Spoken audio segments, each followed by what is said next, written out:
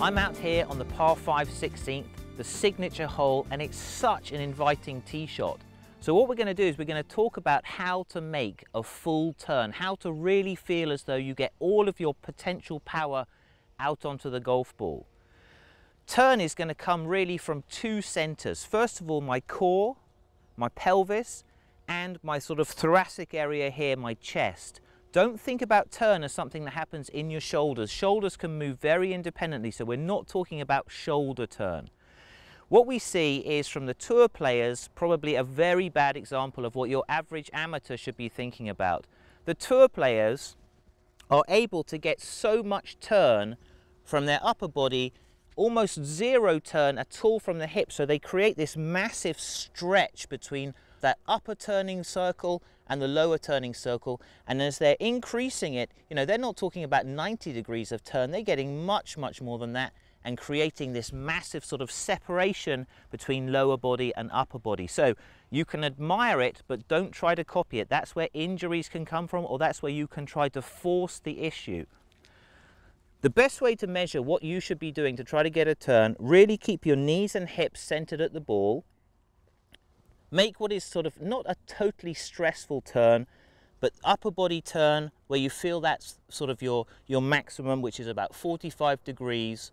And now allow your hips to turn you the rest. Okay? So if you get stuck here, the worst thing you can try to do is either let this leg fold out or shift off the ball to try to, in a way, fake a turn, or you can turn very much sort of off angles. You know, I want to be able to turn my sort of shoulder line on 90 degrees to my spine angle, and you see a lot of people lifting way off the angles to try to create more turn, or dipping down into the ball, very steep shoulder plane. So that's very important. When you're training this, set that address position, a comfortable turn, and then you can sort of feel in the last half of that backswing that your hips do the rest to get you to 90 degrees.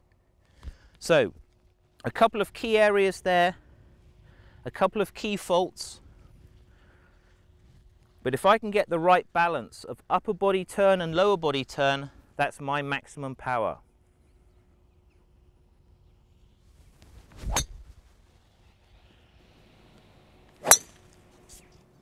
Remember, with the tee shots, or whenever you're making a full swing, don't fake that turn. The three common errors: working off the ball, shifting, weight shift instead of a turn, or turning either too flat or too steep. And then really the last mistake, and the worst one of all, your turn stops, you kind of fake it, so it's like, well, I've got the club to parallel, but your arms and hands have totally collapsed, you've totally lost the radius of the swing. When you come down into ball, there's going to be no room at all for you to hit it. Those are the common errors. Make your turn, but find your way in a mirror to get the balance of upper body turn and lower body turn for maximum power.